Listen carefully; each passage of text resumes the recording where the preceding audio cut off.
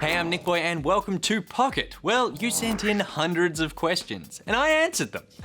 Here's the 5 that didn't get cut for being grossly offensive. Pierreth.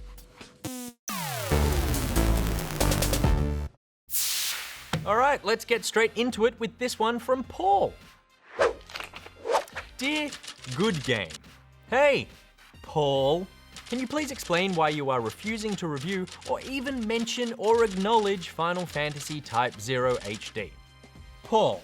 So, we actually get this letter a few times a week, so I thought I should probably bring it up. The main reason you haven't seen a review of Type 0 is time. Those games are typically 40 hours plus, so the time sink to do a review justice is pretty big. The only way we can get through games that big is by the reviewer pretty much spending all their free time playing that game.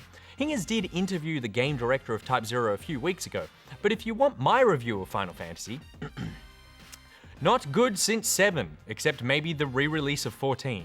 So all the games divisible by 7. I expect Final Fantasy 21 to be pretty good.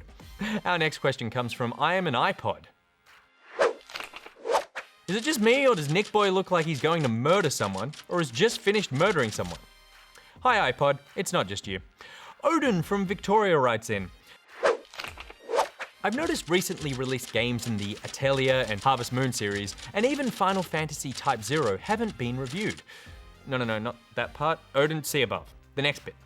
My partner and myself love gaming together, and as you can probably guess from the above, we are huge RPG fans. We've put many hours into games like Diablo 3, Dungeon Siege 3, and Sacred 2, and are interested in your suggestions for other current and/or future titles similar to these. Sadly, PC games are out, so we are limited to consoles. Consoles. Okay, much harder, Odin. My suggestions would be something like the Tales series on PS3. They're JRPG co-op games, and they are extremely popular.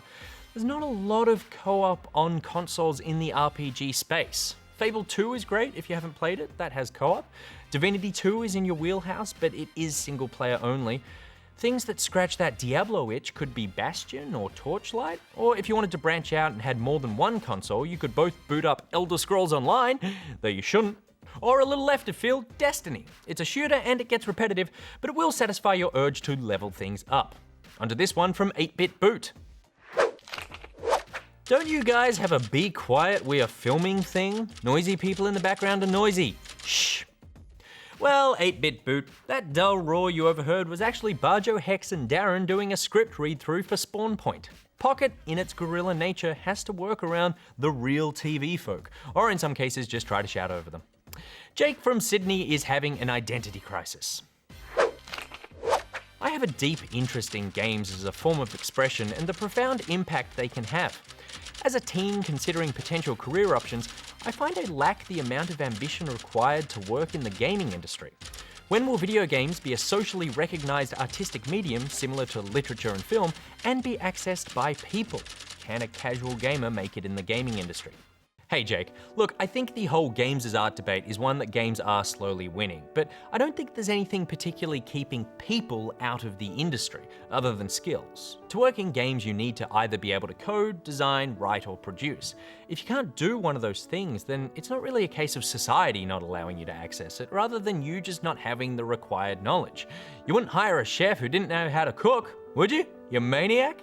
Look, you mentioned that films and books are industries that people can make it in, but I think I'd have to disagree. You can dabble in them for fun, but anyone who's making a film is making it for one of two reasons. They either love it and it's the only thing they want to do, or they have a technical ability that allows them to work in that industry, such as being an electrician and working on rigging lights as a gaffer.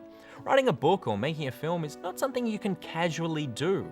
They require a huge amount of time and effort and resources. You can dabble as a hobby by writing a book over a holiday, but it's not the same as working in the industry as you say you want to.